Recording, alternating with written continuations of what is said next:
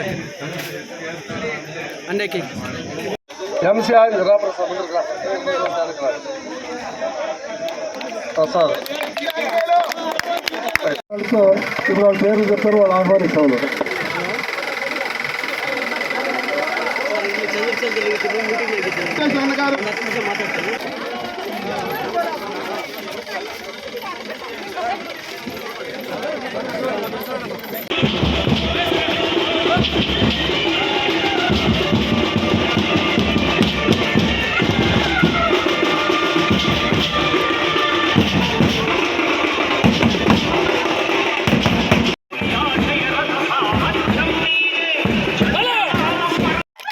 ఆంజనేయ స్వామి దగ్గర వాగ్దానం చేస్తూ ఈ 5 సంవత్సరాల కాలంలో మీరు ఈ నియోజకవర్గ పరిపాలన చూసింటారు.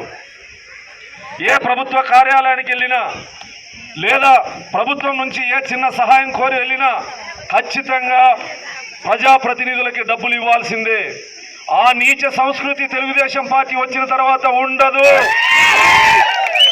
తెలుగుదేశం పార్టీ గెలిస్తే మడకశిర నియోజకవర్గంలో ఒక్కటే అధికార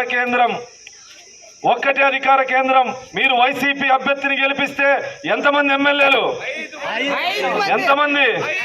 మీరు తప్పు లెక్క పెట్టినట్టున్నారు. 12 మంది ఎమ్మెల్యేలు. శాసనసభలో కానీ సచివాలయంలో కానీ ఈ నియోజకవర్గానికి ఏదైనా కావాలి, బడ్జెట్ కావాలంటే ఖచ్చితంగా ప్రభుత్వం దగ్గర బలవంతంగా అయినా సరే తీసుకొచ్చే కెపాసిటీ ఉండాలి. ఆ కెపాసిటీ నాకు ఉంది, తిప్పేశామన్నకు ఉంది. ఎంత బడ్జెట్ కావాలో ఏ శాఖ నుంచి అయినా సరే, ఎస్సీల దగ్గర నుంచి అయినా, బీసీ కార్పొరేషన్లైనా, బీసీ సప్లైనైనా, ఎస్సీ సప్లైనైనా, రైతుల కోసమైనా, ఏ వర్గ ప్రయోజనాల కోసమైనా, గ్రామీణ అభివృద్ధి కోసం, నియోజకవర్గ అభివృద్ధి కోసం పరిశ్రమలు కానీ దాదాపు 1600 ఎకరాల భూములు సేకరించడం జరిగింది.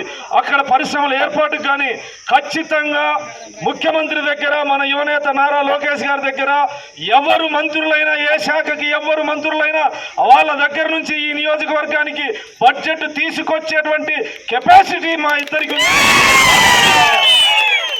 బలమైన నిర్మాణం, పార్టీలో బలమైనటువంటి వాళ్ళని గెలిపిస్తే అభివృద్ధి జరుగుతుంది.